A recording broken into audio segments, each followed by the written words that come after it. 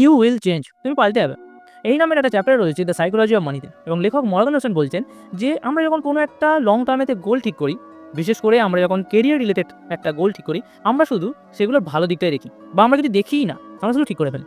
যেমন তুমি যদি মনে করতে পারো, আমাদের যখন বাচ্চাবেলা কেউ জিজ্ঞাসা করতো যে তুমি বড় হয়ে কী হবে, কী হবে তুমি বড় হয়ে, পুলিশ হবে, তুমি ডাক্তার হবে, চোর হবে, মন্ত্রী হবে, না তুমি তুমি যাই বলো না কেন, আমি এই হবো সেই হবো, তার কারণ কিন্তু তুমি 90 to 95% কারোর না কারোর কাছ থেকে ইন্সপায়ার হয়েই বলেছো, বা কাউকে না কাউকে দেখে বলেছো। তবে বড় হয়ে যখন কেউ সেই কেরিয়ারটাকেই পেয়েছে এবং সেটাকে নিয়ে তাকে বাঁচতে হবে, সে প্রথমে খুশি হলেও পরে গিয়ে কিন্তু ক্লান্ততা, বিরক্ত, একঘেয়েমি, অসন্তুষ্টতা আর পাগলে আমি পেয়েছি।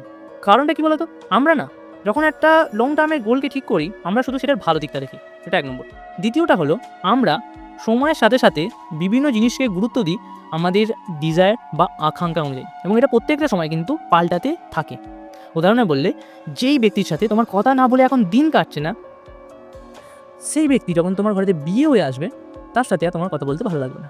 যেই গ্যাজেটটা কেনার জন্য তুমি সারা রাত সারাদিন রিভিউ দেখছো, টিপস দেখছো, কী করে ইউজ করতে হয় তার গাইড দেখছো, সেই জিনিসটা যখন কেনা হয়ে যাবে, তার 1 বছর পরে কি 2 বছর পরে তার কী স্পেসিফিকেশান ছিল তুমি ভুলে যাবে। ব্যাপারটা হলো, আমরা মানুষরা, অর্থাৎ আমি, তুমি, আমরা কোনো একটা জিনিসকে গুরুত্ব দিই আমাদের আকাঙ্ক্ষা বা ডিজায়ার অনুযায়ী, এবং এটা সময়ের সাথে সাথে পাল্টাতে থাকে। কারণটা হলো,